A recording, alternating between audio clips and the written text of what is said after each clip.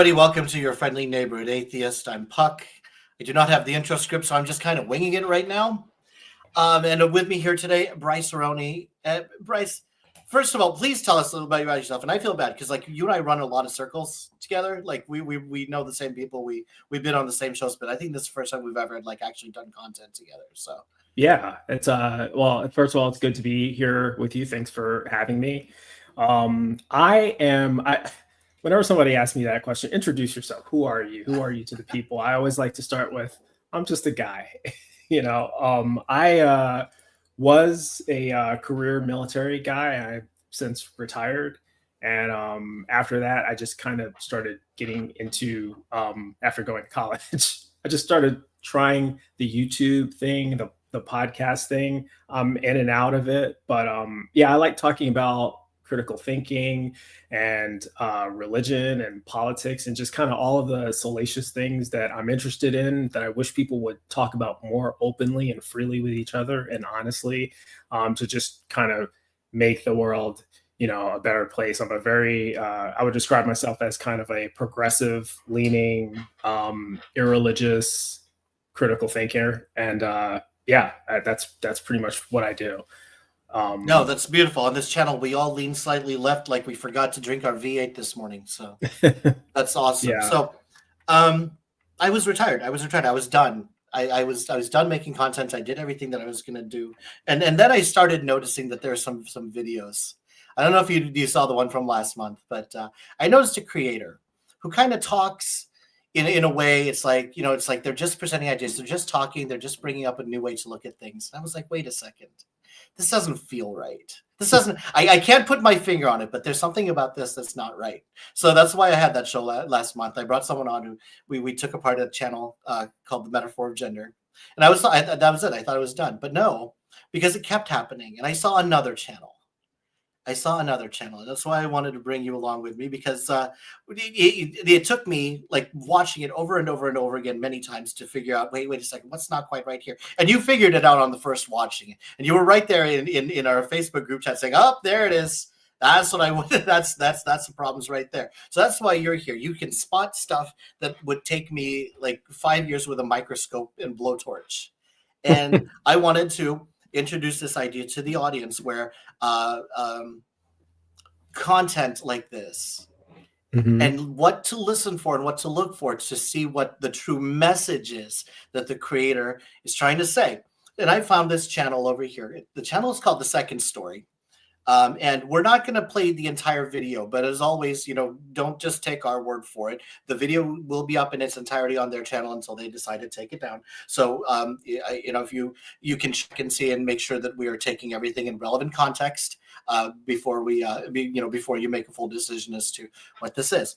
But as I was watching this, it was doing the same thing. I was like, wait a second, something's not quite right here. Something's not adding up. Something is setting off my spider senses. And so now I bring it up to you guys to see, and we can learn about how to look at this piece of media and see what is this person trying to say. So we will now welcome our producer, Ethan, who just like he has like absolutely he just kind of shows up doing weird parlor tricks, like putting up videos like this right here. And Ethan, if you could please cue up The Second Story. It was that first video that I posted for you. Yeah, this is highly unscripted here, so this is good. Hopefully the audience after viewing this will be able to give us feedback too, because we're not always right. We just have opinions, but we try to make informed opinions and examine things through a critical lens. And so feel free to critique our critique as well. That's the thing about these like podcasts. You can critique and re-critique and have people critique you. I appreciate that keyboard though. I low key want that keyboard, but anyway. So on this here, this is a video where she is talking about the thesis of her subject here. At least on the title is that she wants to discuss why modern writers are not very good. And so if we can start timestamp 6:23, Ethan, go. Critical literacy, I was foolish enough to assume that it meant literacy that involved the ability to think critically and to analyze the meaning of the text by one's own power. Turns out, I was wrong. Critical literacy is defined as learning to read and write as part of the process of becoming conscious of one's experience as historically constructed within specific power relations. Critical literacy moves the reader's focus away from the self in critical reading to the interpretation of texts in different environmental and cultural contexts. Further, critical literacy provides opportunities for readers to determine their ability to discern the purpose of texts and also their ability to identify ideologies presented in the texts. As they read, individuals can accept, reject, or reconstruct the ideologies presented in the text to support their own life experiences. We're not going to dig into this yet, but I want you to keep these definitions in mind as we proceed. There. Critical literacy, as it is. Yeah, that's a good place to talk about what she just said. The weird thing is, like, first of all, it's like she's doing what we all say is a good thing to do, which is like, let's define our terms, right? Mm-hmm. This is what I want to talk about, so let's just agree to what it actually means. And this is one of those weird cases where she says more in what she doesn't say than what she does. Yeah. And for anybody who is watching this, who listens to the shows and doesn't watch it, you missed some looks of curiosity, discomfort, and awkward pauses. Downright disgust. Yes. I don't even really know how to discuss it, or how to describe it, but it's there, where she's showing an immediate amount of disdain and disrespect for the definition just by using her body language. And she's being obvious about it. Like, this isn't like a little tiny hiccup. No, she intentionally paused to show this expression in between reading the definition. First of all, I really don't think that's a problematic definition. It's like, that's fine if that's how you want to define this term. So I think we can move on from that. But what's yeah, go ahead. Yeah, let me try to steelman her for a moment before we dig into this. One way that could be interpreted, and admittedly, as she was reading it, she highlighted the definition and she was reading along to it. And I admit, it is a cumbersome definition. It's very wordy. It's possibly unnecessarily wordy. I was able to understand what was being said, but at the same time, I can admit that it could have been explained using less words. And I think that her pausing or almost scoffing at it, if you will, could indicate a lot of people's frustration with reading a very wordy, gobbledygook sort of definition. Having said that, yes, it was exaggerated. It was over the top. It's not like it was an incomprehensible definition. If you just look at it and read it and think about what's being said, you can figure out what they're trying to say, interpreting what you're reading from an outside perspective, not necessarily your own culture, but an outside context, putting yourself in other people's shoes. That's basically what the definition is. She could have even, if she wanted to steelman the definition, she could have even redefined it using simpler words, but it doesn't seem like she wants to do that. Yeah, and that's something that shows up later in the video too, where she's saying that literacy is one of those things where, like, it's easy to understand what you think you mean, but it's very difficult to actually put it into words so that everybody's definitely talking about, not just everybody's talking about the same thing, but it also doesn't include the stuff that you don't want to be included within the, when you say what is the literacy rate of American adults, right? Like, what goes in that umbrella? And I think one of her big arguments is, why is this in the umbrella? But anyway. So we're already seeing some things about tone and the way she's already delivering this that anyway, to me anyway, it sounds like she already has an intentional message that she's trying to put out there. She's not starting from neutral. She wants you to be suspicious and skeptical of critical literacy just as a term and as a concept. That's what those pauses and those facial expressions were for.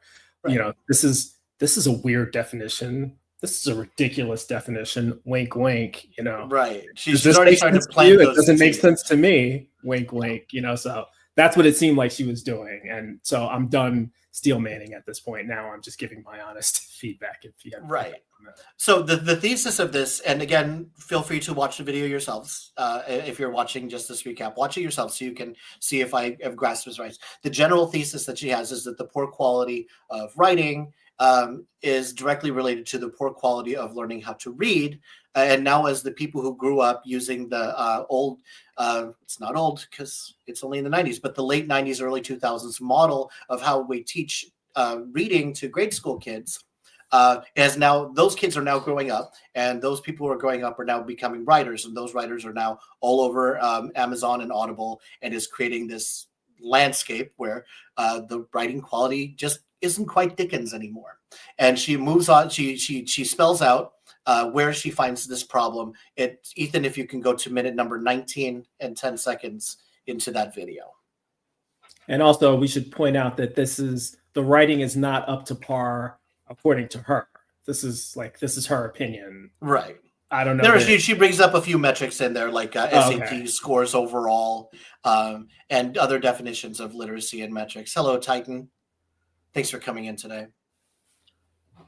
Phonics, although of course phonics was only one battlefield in that war. The whole debate between phonics-based reading education and so-called whole language, which was the first form and forefather of critical literacy, is an ongoing, unresolved matter in the education community, sometimes called the reading wars. There is a lot of research that insists it makes no difference how you go about teaching kids to read. There is a lot of research pointing out that there is a marked superiority in reading comprehension and a whole host of other literacy skills when a child is taught using phonics. One of the many lines of debate in all this is whether or not children are born with a kind of latent ability to read and it merely needs to be activated.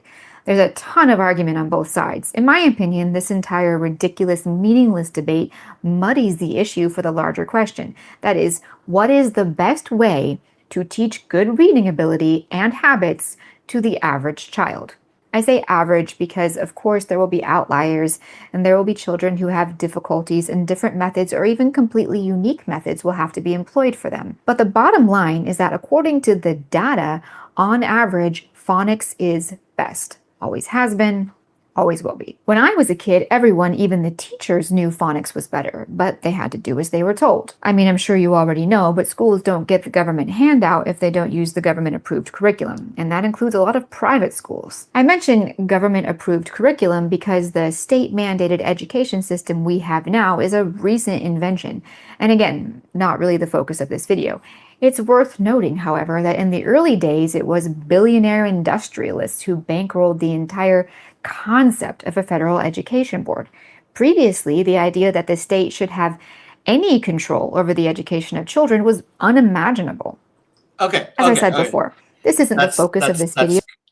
Okay, well, we'll come back to this in a little bit, but I want to point out that she hasn't even really fully discussed the issue, and she's already pointing out a villain. It's interesting because as she was talking, I think I was in agreement with her for about 50% of that. The first half of everything she said, I think I agree with, and I'm not competent enough to speak intelligently about, the best reading methods. I'm not an educator and I haven't looked at the data. I'm just kind of taking what she says at face value. But what she was saying in the beginning seems to make sense. It's when she started talking about what schools need to do according to, to get the government handouts. Once she started throwing the politics in there, that's when my ears started to perk up.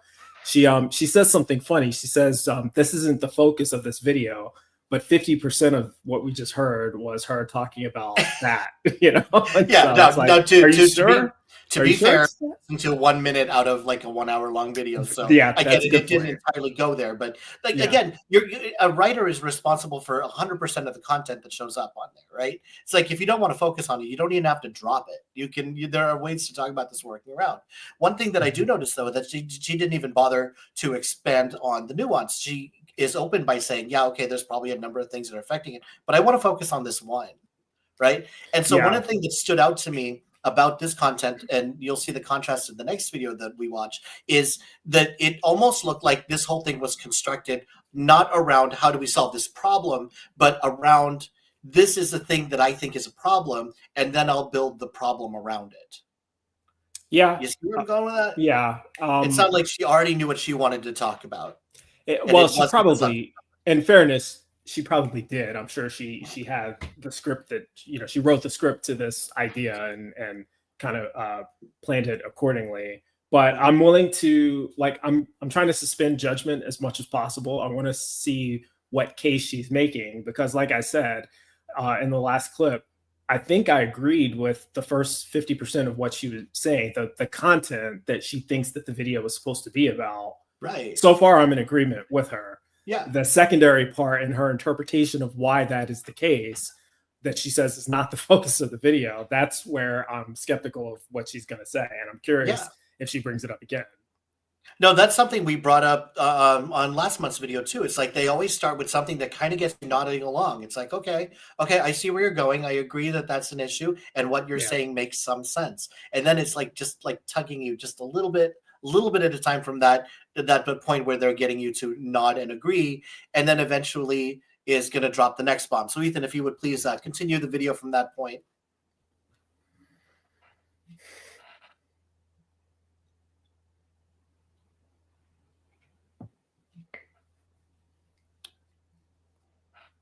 But it is an interesting aspect, especially given the fact that there is a startling amount of scholarship out there to support the claims made by some that the removal of phonics in public state-run schools actually intended to decrease or at least limit literacy, or, as we're perhaps seeing today, transform literacy into this other thing, this critical literacy. It's open knowledge that John Dewey, the guy who built the modern American education system, believed that education should be focused not on education, but on deliberate, calculated social formation. According to this book, which is stuffed with primary sources, the move away from phonics was intended to cut down on a person's ability to think critically and instead conform to, groupthink. Or, as we saw in the previous definition of critical literacy, becoming conscious of one's experience as historically constructed within specific power relations and moving the reader's focus away from the self.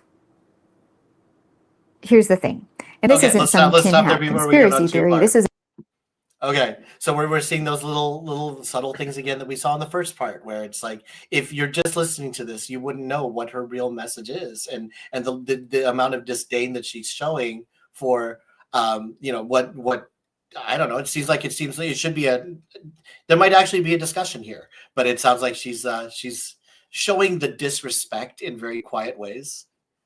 You can probably pick up on it just from her tone whenever she says critical literacy. Like, you can almost hear the quote marks in her tone of voice, even without looking at it. It's to transform away from literacy to critical literacy. It's like, clearly you don't like that one, but and when she's usually very big on wanting primary sources, but here she doesn't have one, and that's fine. It's okay to come up with your own, to extrapolate from the data to try to put a bigger picture together. Nothing wrong with that. But it looks like she said, according to this book, right? I wonder how many people watching her video are going to read that book. And I wonder how many people are going to examine the credentials of the author of that book and compare it to people who are similarly or more credentialed who have an opposite opinion. I suspect very few. I don't know how many subscribers she has, but probably very few people who watch that video will actually look at the source that she's, appealing to. Right. Actually, I think her sub count is like hovering somewhere around 180,000. So pretty well watched channel. And this video's probably got around, Ethan, chime in here because you are looking directly at it, but I think it's probably around 300,000 views or so by now. So it's not nothing, but it's also not, Vsauce. And the point I'm making isn't really to criticize her viewership. It's more to, in fact, the more viewership she has, the more I think it's an important point, because my point is that the average person, most people, the people who she's talking to, aren't going to investigate that. Right. And I don't know, whether she's counting on that or not, or maybe she does want them to look at this source and none of the other sources that contradict that, Right. I don't know. But the point is, you should, if you're going to be objective and you really want objective data, you should look at the sources that seem to validate the claims that she's making, and also look for sources that seem to contradict it, and then make an honest comparison, Right.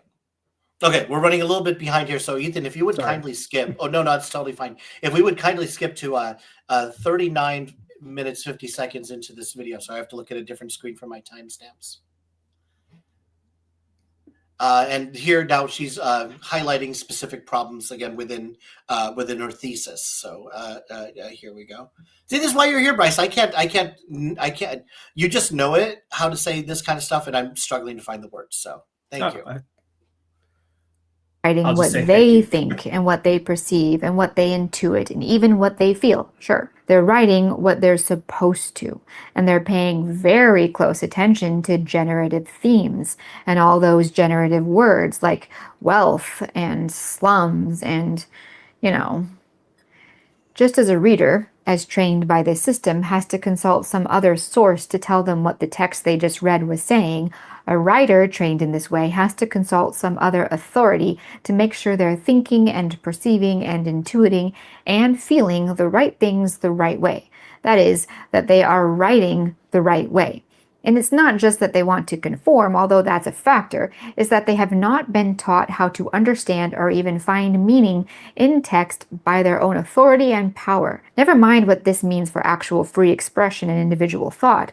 There is zero room for creativity to grow organically within this. This means that now, when a writer looks at a sunset, say, they don't really spend much time thinking about the words and imagery they want to use to describe it themselves. They aren't, with their own grasp of the language and all its nuances, which authentic literacy would have taught them how to find and use on their own, constructing the imagery themselves with their words in their minds.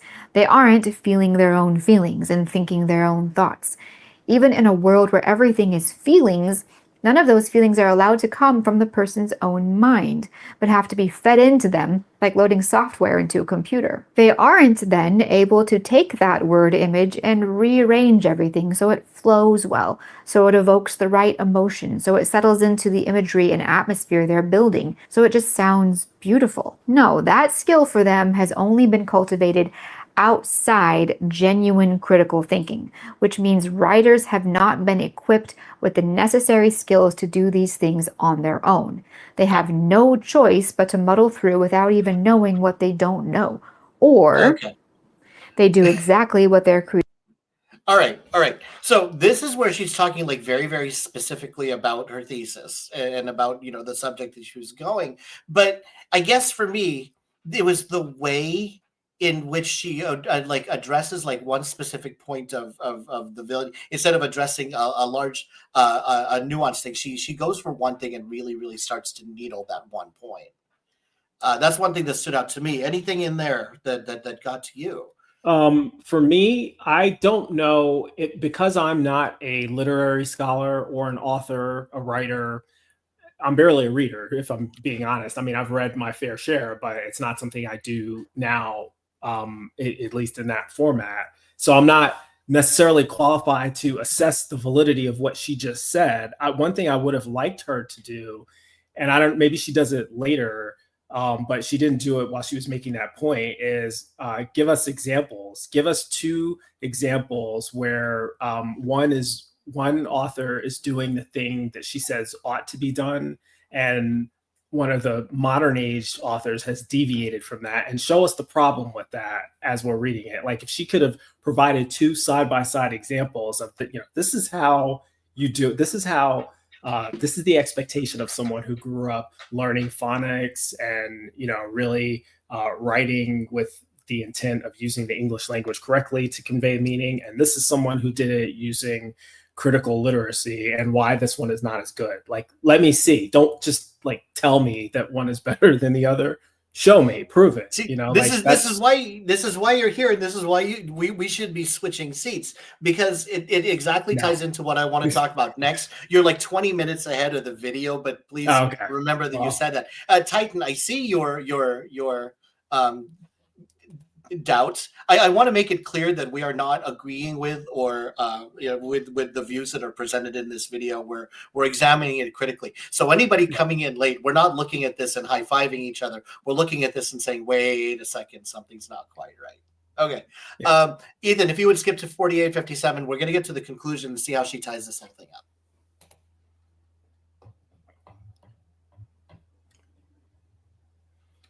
Yeah, no, that's awesome, Titan. That's quite a feat. I struggle to get through. I struggle to get through the books that I get through. There's this one book, no joke. I've been struggling to read it for 20 years. Anyway, is it the Bible? No, it's not the Bible. That's an easy read. That's fair enough. No, I'm just kidding. Anyway, Ethan, the conclusion. 4857.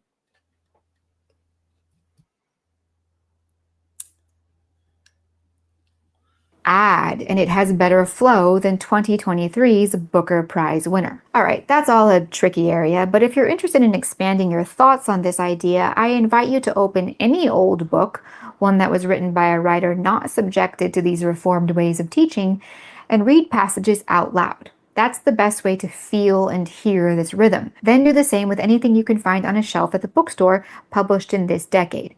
Compare them and see what you think. Okay, we should probably wrap this up. We all know that there's something wrong with the current year average person's ability to write. We've reached this surreal dystopian point at which people everywhere seem to believe that using a machine to edit and adjust your writing style and flow, not to speak of the words and meaning, is not just normal, it's encouraged. I want to say this. If you want to be a writer, delete your Grammarly keyboard, your Grammarly Chrome extension, and anything else. If you have any other kind of AI assist on your phone or computer keyboards or word processors, turn them off or delete them. Do it now. I'm not even screwing around. Nothing, and I mean this, nothing is worse for your literary intelligence, critical thinking, and creative imagination than using AI in any way, shape, or form for your writing. What about the future? What about the next generation? What about all the kids and teenagers who will one day be writers and editors who are currently neck deep in critical literacy classes? What about that? Well, I don't know. Every person has to figure out what to do with their own situation. Me personally, I couldn't read until the 2nd grade when my father had to teach me phonics himself. And then he also pulled me out of public school and homeschooled me for as long as he could. Eventually, I finished my education in a small private school where I managed to graduate valedictorian. But even I still sometimes feel the effects of 2 years of whole language and look-say. Still, maybe I was lucky. If you have kids and you can homeschool them, do. Once you start looking into just how bad the American education system is, you'll start to get pretty angry, probably. It's bad. However bad you think it is, it's worse. Have a look at some of the books in the list if you want to see for yourself. People talk about this being a post-literate age, and that is, in many respects, completely true. But it's also fixable. So the 4 points that I got in there, and if you want nuance, and Titan, you absolutely should. Ethan, are you able to like copy and paste the link to this somewhere? Like maybe in chat, just so they can see what it is, or maybe add it to the description of the video afterwards. I didn't even think about that, but that way anybody who wants to review the original material in all its glory is absolutely able to do so. It looks like Titan is kind of want to do that. The 4 notes on that one is specific instruction, like, for something very specific. Delete Grammarly. Don't rely on AI tools. Not a lot of nuance. Not a lot of exploring other possibilities and finding the grace. There is a disdain for institutions and a focus on individual responsibility. What are you noticing in those conclusions? Well, again, every time I think that she's got me, and I find myself nodding along to what she says, she goes off the rails towards the end. I was initially somewhat agreeing with her, or at least, questioning it. There is something to be said about the lost art of thinking, which AI has supplanted, and a lot of people are using ChatGPT and a lot of other tools to do their work for them, and so it's almost, in some sense, it is becoming a lost art, the art of communication, the art of, I think she said at one point that this is even encouraged. I don't think it's encouraged in the academic setting, in academic institutions, but it is encouraged outside of that. And so it's a little nuance. It depends on what you mean. But in that sense, I was kind of on board with what she was saying. But at the same time, I am open to the evolution of culture. They don't teach children to write in script anymore, in cursive. They write. I don't know that writing is taught at all. I think that just the letters are taught, maybe typing, keyboarding, but do people actually write anymore? I don't know. And so in the nostalgic sense, it's kind of a lost art. But does it really matter in the digital age? Maybe not. You can still author books without it. Where she lost me is when she leaped from that to delete all your apps and take your kids out of school and homeschool them. Like, huh? How did you get to that? Yes, there are problems, but that seems extreme.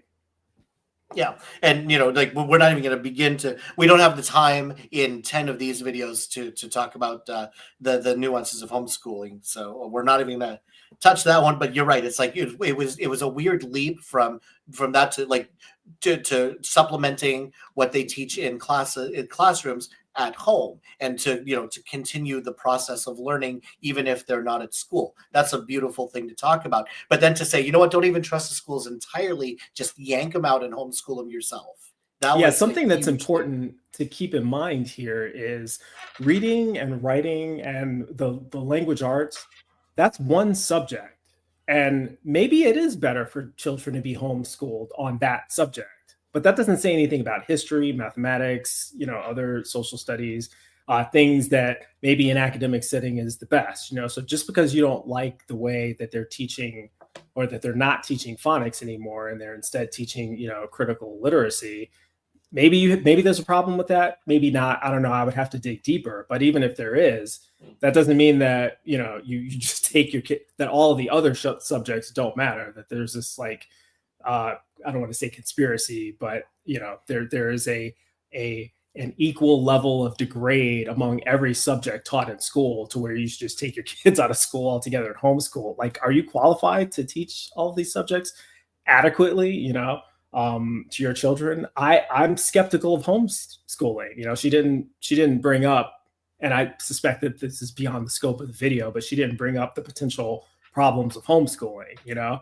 And sure. So you should investigate that before you just decide, hey, they don't teach phonics anymore, I'm going to take my kid out of school and homeschool them. That might not be good, Yeah. And we don't have time today, like, to talk about things like accreditation and about different curriculum that are available, and how a disproportionate number of the curriculum is by Christian groups. We don't have the time. The other purpose of school beyond curriculum, which is the social interaction, there's a lot of psychological studies that suggest that you're losing something when you're homeschooling. So yeah, we're leaving a lot on the table, not because we don't acknowledge it's an issue, but because we're limited in the amount of time before the Milwaukee Bucks game. So let's go ahead, and if we could, I started watching NBA. I'm not criticizing. I started being a fan of the Milwaukee Bucks, because if you cover up part of the B, it looks like you're a fan of the pucks. See what you're doing there. Ethan, if you would kindly queue up the next video at timestamp 11:14. Now, this is another creator here who is talking about roughly the same issue, and you will hear what she's talking about is the problem of the schools moving away from phonics-based teaching but this time she points it in a different direction, into something called 3 Qs instead of critical literacy. But watch how she does it differently. Go, Ethan.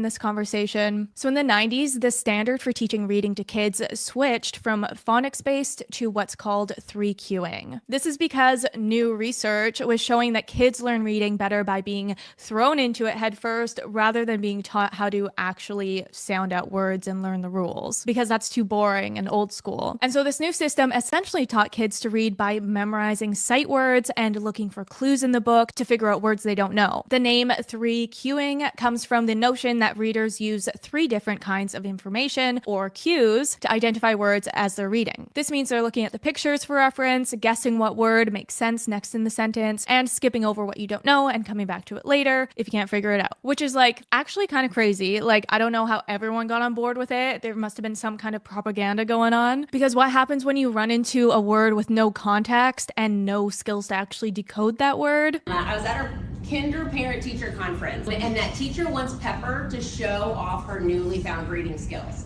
And we come to the word mother. Now, that should never be in a book, since in this level book at all, right? Because that is not decodable for a kindergartner. It's very common in these balanced literacy texts, because they're expecting you to 3Q. So she prompts her on the 3 Qs. Look at the picture, look for clues in the word or around the word, and ask yourself if it makes sense. And Pepper can't do it, so we're left to decode. So I want everybody to try to sound out the word mother like a kindergartner would, right?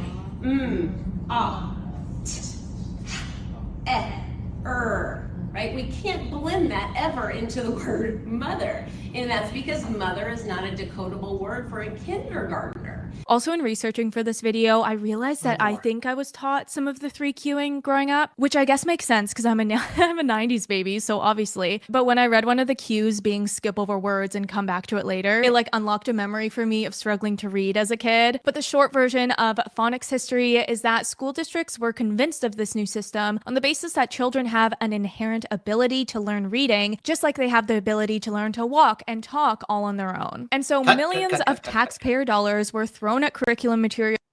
Okay, so now you're hearing a lot of the same things that were talked about in the first video, right? A movement from phonics-based teaching to something else.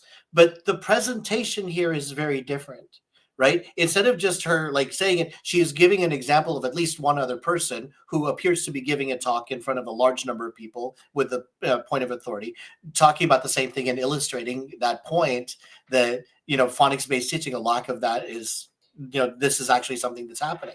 What's your take on the differences here? My take is on, first of all, she sounded a lot more positive in her delivery. And so I'm more interested to, this is kind of a tangent, not directly related to, but just her delivery makes me want to listen more because she's speaking in a kind of a brighter tone. It doesn't sound like she's talking down to me. And it sounds like this is a concern for her. And, you know, she really wants you to understand what she's talking about. And so here's what's going on. She didn't define or appeal to critical literacy, which I think was the focus of the previous creator, suggesting that the dichotomy was between phonics and critical literacy. This one seems to be saying that the dichotomy is between phonics and I think it was 3Q. Yeah, 3Q. That's what you're saying. Yeah. And to me, she actually defined that in a way that was intelligible. She didn't define it, but she put up pictures that, you know, that showed how they were defining it. And so that seemed to, it seemed to make her point flow a little bit better. Like, I believe that there is a dichotomy there in academia between those two things. With the previous creator, I don't know that what she's saying is true. Like, I don't know that they're going to critical literacy because she didn't give an example of that at all. Right. She didn't show that, you know? And so now you're right. They do seem to be saying the same thing. And the concern seems to be the same. Hey, we're moving away from phonics. And actually, I'm a little bit more concerned about this notion that we're moving away from phonics after watching the second person's video, because she explained, number one, what phonics, in case you're old like me and you don't remember exactly what phonics is, you know it's important and you know it has something to do with reading, but it's been a while since you've watched Reading Rainbow when you were 10 years old, and maybe you don't know what phonics is. She tells you what phonics is. It's, you know, the ability to sound out words. Okay, that's why that's important. And we're not teaching that to kids anymore. That's why they are struggling now. You know, it's just, so I'm able to buy what she's saying a little bit more. It's a more convincing argument. We are one generation away from people who remember Hooked on Phonics worked for me. Yeah, Hooked on Phonics worked for me. Yeah. Right. We are one generation removed from anybody who would understand that as a joke. But again, we're starting to see the little differences here. They're picking at the same thing. She's making a more convincing case. Right. So if we can move on, Ethan, then to 1612 in the same video, as he's chatting up the chat. Because I don't know. I whenever I do this, like it's such a weird balance between like focusing on the content and focusing on the chat. I've never been able to do it well. I have to count on like little breaks in the action like this to remember, oh, right, there's this whole sidebar that exists. Why do you have me on here, Ethan? Okay, anyway.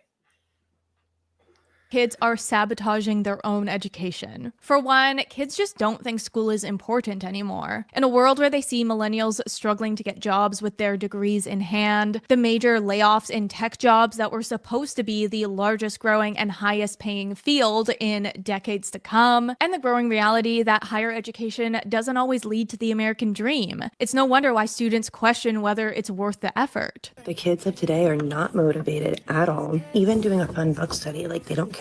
What's worse about not caring about their work is they don't care about consequences. They don't care if they get in trouble. They don't care if they get in school suspension. They don't care if you call their parents. How do you battle that? You can't. It's like you're fighting against a unmovable wall. It's just so draining and disheartening when you're putting your heart and soul to something for like, hardly any care. Like you can focus on the kids that care, but Man. But I don't believe that these ideas of school not preparing you for the real world are the only reasons students are losing ambition. Rather, they reinforce the mindset of those who are already struggling and offer a convenient justification for why they don't need to push through and fight to succeed in school. Because it's not just math and reading comprehension that are falling short, but their confidence and sense of identity as learners are also suffering. The early years don't just build academic foundations, they shape how children see themselves in relation to learning. When students struggle early on, they often adopt the belief that they're just simply not good at school, which diminishes their motivation to improve. As these students move up in grade levels without having mastered key reading and math skills, their confidence continues to decline, and they feel so far behind that catching up feels impossible. Student test scores, even starting in first, second, and third grade, are really quite predictive of their success later in school and their education trajectories overall. Being so far behind could lead to disengagement in school, making it less likely they graduate from high school or attend college. And to tie this back to my previous video about children growing up fragile,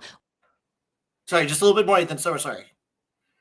With no grit to push through hard things, they tend to just sink into this identity of being bad in school. And once that mindset takes hold, it becomes incredibly difficult to pull them out of it. But to get further into the mind of a teenager, a scary thought. So one thing that I'm enjoying about this is that instead of just like picking on one specific issue, which is what we saw in the other video, she's broadening this to include much more, including more of the consequences, not just this is what happens if we don't do this thing that I'm suggesting now in this one narrow context, but also, talking about how it affects things in a broader range, which I really like. So how did that part affect you in contrast to the first video? Well, first of all, before I forget, hello, KCA, Randy, and Titan, and everybody in the chat. I appreciate the interaction, and I am looking. I will say this: her. I already mentioned her presentation being better. She is validating her statements much better than the previous content creator. She's actually giving examples. I don't know that she's doing a perfect job of it. She did quote someone. I have no idea who that person is or what their credentials are to know that they're somebody who's, quotable, but at least she made the attempt. She's putting in quotes, she's putting in clips. And also, again, with the presentation, she's actually, this is more stylistic. She's putting in clips and, stock footage of, people reacting the way that you would. And so it's already a little bit more engaging. As far as the content of what she's saying, I'm a little bit more bought in. I'm more inclined to believe it. She hasn't brought up the politics of it, which is the thing that made me skeptical of the first video. These two content creators might be perfectly in sync in their end goal, but I can't tell that from the presentation. I'm skeptical of one and I'm more receptive to the other because she hasn't brought up the politics of it yet. She's just brought up, here's what's happening. These are the results. Here's some objective data. And that is a much better way to convince people, I think. Yeah, and then these are my concerns, and not only they're my concerns, you can see other people who share the same concern about where this might go if it gets dragged out to a further conclusion. I'm assuming the person who was speaking in the video was a teacher. It sounded like a teacher who was expressing frustration about not being able to get these kids to care about what they're being taught. So having a video like that does help validate what you're saying about, children not learning and not wanting to learn, and the system not doing a very good job at encouraging that. But she seems to be backing it up better. Right. At the very least, she's a better persuasive essayist. She really knows how to. She's not there. She doesn't have the coffee and the little smirks and the weird pauses, and maybe that's the other person's shtick. Maybe that's what their audience likes. And I'm not trying to say that that's bad, but it's as far as buying into what you're selling. Yeah, I'm more likely to get it from the second person that we just saw. They are both pretty polished presentations, though. That's pretty high quality camera, and the audio is great. So they put some time and thought and energy into the content they're creating. That's good. That shows that at the very least we can trust that they have You don't spend that much to not prove or try to be making a point. I think that was something that was said by Ember last month. Is you don't spend that much polish to just have a conversation, or just asking questions. Okay, right. Ethan, if you would skip here now, we're going to compare the conclusion from the second story to the conclusion here that Ashley Embers gives to her video at minute number 37. If you would please.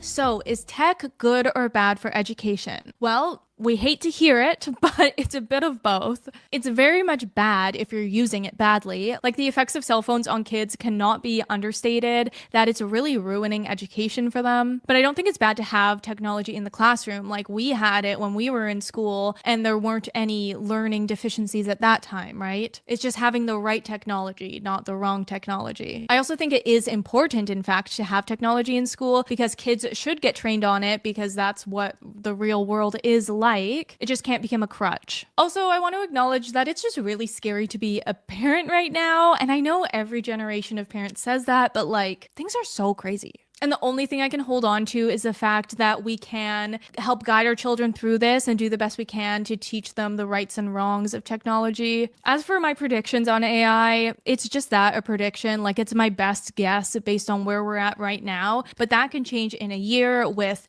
new regulations, or of course new advancements or setbacks. So, it's just a conversation still. But that's all I have for today. Make sure you subscribe if you want to keep up with my 2 video essays a month. Also, check out my new merch if you want to join the Embers Research Society. I wish you all a sunny day. All right. So I'm not sure if I got what she said about AI there. Did she actually give a position on it? That she was for it? That there was a good chunk of the video that we skipped, about like 20 at the 25-minute mark, where she starts talking about the use of AI as a tool in schools. Mm-hmm. The thing that I was looking at is not so much like the conclusion, but the structure of the conclusion, where she's approaching this in contrast with the first person with a lot more affirmations. Like, yeah, you have legitimate concerns. I can appreciate where you're coming from. There was a sense of humility there. It's like, this is just me guessing. These are just the concerns that I have, and I'm shared with a number of people, but this is how I'm justifying it. And then there was a sense of nuance also. It's like, okay, it's like there is no there's no one perfect way that we're going to get through this, and anything that we have now is going to be subject to maybe something that we can't even imagine coming up this time next year. Yeah, so that was, and also the nuance of, technology isn't all bad. It's not all good. It's a little bit of both. It can be bad. It can be good. Depends on how it's used. It needs to be moderated and used in the right way. That's significant nuance there, because someone might have just said, no, they shouldn't have computers in school or the internet. They should do everything the handwriting style like we used to learn back in my day, and not that the previous content creator said that. I don't know. She may not have said anything about that at all, but it's just, that's the type of nuance that I like to see. I don't like the judgment of, my conclusion is that it's all wrong. Pull your kids out of school and homeschool them, that seems extreme. There's probably the truth, and the best option is probably somewhere in between, and the devil is in the details, and so that's why you need nuance like that to be convincing for me anyway. No, it makes sense. And that way you're also still, you're acknowledging there is still some conversation to be had. This is not a foregone conclusion. We don't have all the evidence, and we still have time to course correct, even if we do try something and it ends up not working. So yeah, awesome.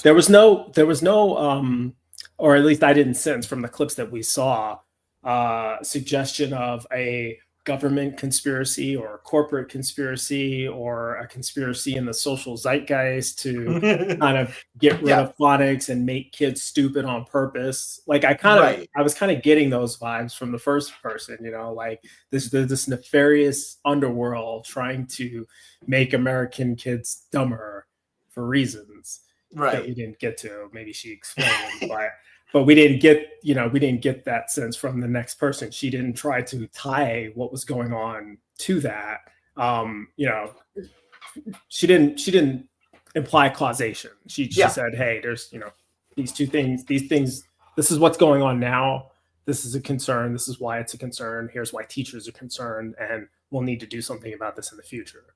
Yep, and absolutely double check our work. We're not showing all of the videos because that would just take way too long on the same night as a Bucks game. So by all means, watch these videos for yourself and don't assume that we have the correct interpretation of it. I'm going to go back and watch them. I'm going to go back and watch the whole thing because I may have judged. What was the first? I keep calling them the creator, but I don't remember the first woman's name. The second story, I think her name is Lainey.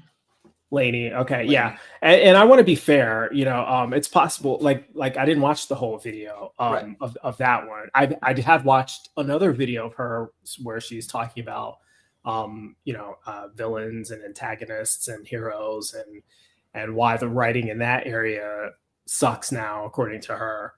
And I was in disagreement with a lot of it, but I'm not, I didn't think her opinions were wrong. They're just her opinions. So, right. Well, so it's now time for our conclusion, where I have wrapped up, like in summary, the 4 differences that I noticed between the 2 different presentation styles. And let's start with the first one that I noticed is the first one focused on the problem, or focused on the source of the problem, or trying to pick on the source of the problem, in this case, an emphasis on critical literacy, rather than trying to solve the problem itself. What's your take on that subtle difference? Yeah, I don't know that. I mean, first of all, I agree that the first one, Lainey, she was definitely pointing the finger at the cause. I didn't get that sense from the second video at all. I got the sense that, hey, we've identified a problem here, and this is what it could look like going forward. But I didn't get the finger pointing necessarily. So I don't know exactly what to attribute this to. It could have, maybe it's a multifaceted answer. And to me, that's a more neutral way of doing it. It's certainly a way to get me more invested. Whereas the first video, it looks like, I don't want to say propaganda, but it looks like she had an agenda. And maybe she didn't, or maybe she did. And maybe it's an honest agenda and that she recognizes there's a real problem here, but that this is the problem. But her goal, her focus seemed to be pointing the finger to, this is the problem and this is what you need to avoid. Whereas the second one seemed more neutral. Right. Which leads neatly to the second point here, focusing on one source of the problem instead of addressing multiple factors. Like there's no problem that, especially something as big as literacy, where you're going to be able to point to any one thing and say that's the one where if you fix that, it's going to fix everything else. There's a lot of different layers to this. And, again, these are 2 just short videos. They're only both about an hour long. So they're not going to touch on all of it. But one of them at least acknowledged that there's more to it. The other one did not. Yeah, I mean, kids have a lot of distractions now with the technology and with social media. And so going to school now is probably just inherently more difficult because there's more distractions. On top of that, it used to be that when you went to school and you graduated and you went to college and you got a good job, well, you got a good job, and you didn't go into depth and, you were guaranteed a tech job if you got a tech degree. And now that's not the case, and kids know that, and they're demotivated. And, she pointed to all these little other things that could be factors in why they're not doing as good. Maybe it is that we're not teaching phonics, but it's also they're less motivated, and also they have less of an incentive. So maybe it's a combination of factors that's, resulting in the statistics being the way that they are. Yep. Correlation doesn't tell you about causation. You actually need to do more research to figure out what is causing this. Yeah. Number 3 that I've got here is disdain for opposition as opposed to respect for opposition. Can you break that down a little bit more? Because you could tell instantly by facial expressions, little sound cues, and tone of voice exactly how the first creator, Lainey, felt about what she was critical about. Sure. And so you're calling the opposition the thing that she thinks is the problem, right? Rather than what she wants to go back to, which is fine. Yeah. And then you had Ashley on the other one who said, okay, the thing that I don't like is the 3Q system. But she also acknowledged that there was at that time a lot of support for, a lot of encouragement for it. And you didn't see this in the clip that had, but actually said that it seemed to be generating the results that they were expecting to get at the time. So it's not just like they threw in the system and said, okay, fine, do your own thing, but it seemed to be working. And we didn't identify it as a serious problem until they had to go into further parts of school and take whatever learning about how to read and how to interpret text. When it's much more important in high school and in college, they don't have these basic skills. Oh, now we acknowledge this problem. We got to go back and fix it. So she still handled it with a little bit more respect. There was no scoffing. There was no ridicule. It was just saying there was a mistake. There was a problem. If your argument is strong enough, you shouldn't need to lead your audience to the conclusion you want them to get to.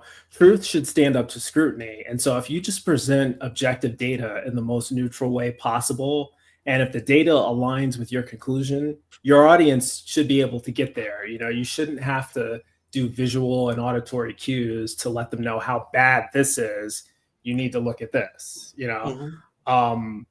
regardless of the conclusion, they both may be correct, or they both may be wrong, but at least, when you're putting on a neutral presentation, it comes off as more credible to me. It doesn't seem like you're force feeding me the answer that you want me to get to, whether it's the correct answer or the wrong answer.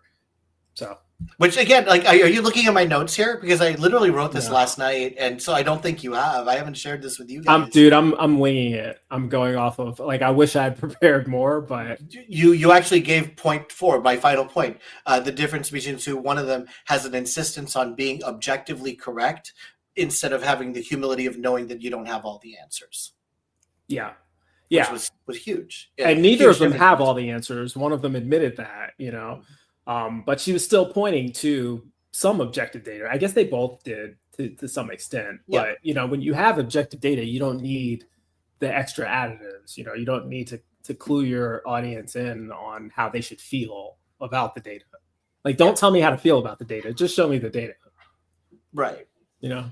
So why are we doing this? Why are we going through this whole ridiculous exercise? To show, like, direct contrast, which I don't think a lot of people have ever done. The way two different creators handle the same rough subject.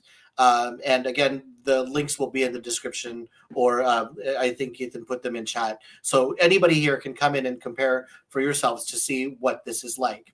And the reason this is especially important in our sphere, in our particular branch of activism, Bryce, to get your interest in doing this, I did send you another video. You remember that one? And yes. There was something that was in that video from the second story that just, it hit me in every old familiar way that old apologetics content did, where the thesis that she had is that the reason that there is a lack of compelling heroes and villains is because of not having an objective morality. And it's so interesting how listening for these little problematic bits of content, like the little tiny things, you can suss this out and you can find out who's got the content that you already know is going to be an issue. I actually found that video to be more entertaining, at least from the standpoint that, like, I almost want to do a talk about that one, because I would love to break down how I feel about that. I love talking about morality and people's ideas of what it ought to be and how it should be presented in fiction or nonfiction. Ethan, like, he's dropping the breadcrumbs for is Ethan taking notes? Right, he's dropping the dude. Because like, one of the big things that I've loved for a long time is storytelling, and the way that storytelling has changed over the centuries, really. And now with interactive media being so much more a part of storytelling, how that's changing, the way we see traditional heroes, traditional villains, and the way that society shapes the kind of stories that are being told. If you want to go in on this, Ethan's already drooling for content. He just wants to see both of us back up here at the same time. He's already doing it. I'm about to get a Facebook message from you saying, "Dude," I already know the look on his face. He's like, "Dude, okay." But take a look at these people and then the content, and not just this, but look at others also, and raise your eyebrow and look at it in the sense of, what are these people really trying to get at? What do they want us to walk away nodding and agreeing with as you consume this. Some of this video essays are just for entertainment, sure, but some people are trying to lead you somewhere. It's very important to try to figure out where a creator is trying to get you to go. What do you think? No, that's absolutely right. And again, I don't want to pick on any one individual too hard, especially when I don't know them. I've seen 1.5 videos with the content creator, so I cannot judge the totality of her character from that alone, you know. And you know, I'm also reminded of a wise man once said, I can't remember, or it could have been a woman, you know, never attribute to malice what can be easily explained by fill in the blank. It could be stupidity, it could be incompetence, it could be other thing, or it could just be just personal bias. But you know, the people who make this content, they might not be malicious. They may honestly have feelings, and certainly she seems to have an expertise. I believe she's an author. Yeah. She probably, you know, appeals to a classical literary writing style. She referenced a lot of classical, you know, books. And yeah, that is one form of storytelling, but there's many forms of storytelling that someone of a different perspective might have, you know, and yeah, so I do want to talk about that. That should be its own video. I'm not going to say it should, and I'm having fun with you. I would love to do this again if you'd have me. But there's so many other things, and I guess one of the things that I wanted to point out in this video series also is that there's so many like weird pipelines to conservative and right-wing thinking. This is one of them. There are so many others, and you don't even think about it, like wellness and simple life type of content. You know, it's like, hey, this is how you can like clean up in your diet and your exercise routines and whatnot. It's weird to think of, but that is a fascinating pipeline from that into right-wing content. If you want to look at American country music, we can talk about that too. There's so many.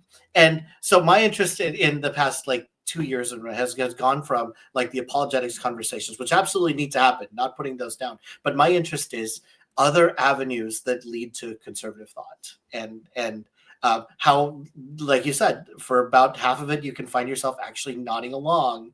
Mm-hmm. And then you got to know when to finally say, all right, wait, that right there is where you lost me.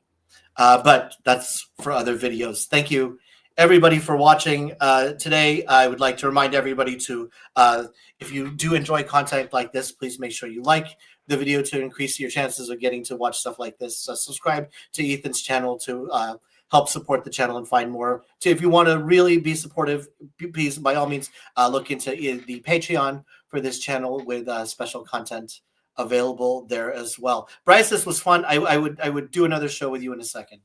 Absolutely. Yeah, just give me a call anytime and I'll make myself available. Ethan, part 2, objective morality and storytelling. Great. Have a good night. Thank you.